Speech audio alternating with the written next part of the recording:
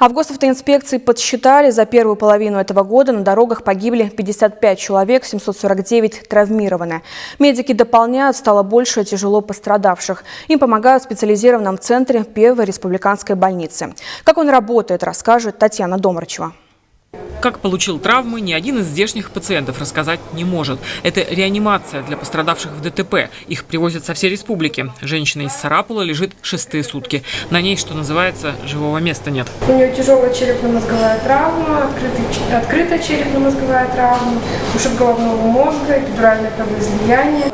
У врачей есть понятие золотого часа. В это время должна прийти помощь, потому что повреждения от ударов автомобиля сопровождаются травматическим шоком.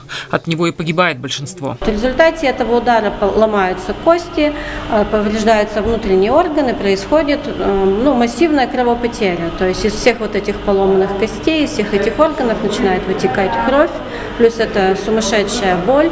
Для человека все это приводит к так называемому травматическому шоку. Вот именно с этим состоянием мы и все врачи нашего стационара, которые участвуют в лечении этих пациентов, мы и боремся. Центр создали 15 лет назад, чтобы улучшить качество медицинской помощи и снизить смертность пострадавших в дорожных авариях. В одном месте собрали необходимое оборудование и специалистов разных профилей. Уже в приемном покое проводят всю необходимую диагностику. КТ, МРТ, СКТ, УЗИ. После того, как нам поступил звонок, что нам везут пострадавшего с ДТП, буквально в течение 3-5 минут у нас уже бригада докторов готова для оказания медицинской помощи.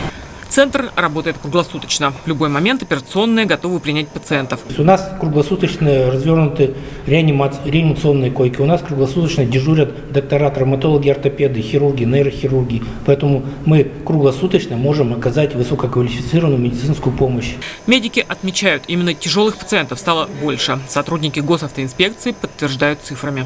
За 2024 год зарегистрировано 1341 ДТП с пострадавшими участниками дорожного движения, в которых 152 человека погибли. 1590 получили травмы различной степени тяжести. Основные виды дорожных аварий – столкновения и наезды на пешеходов.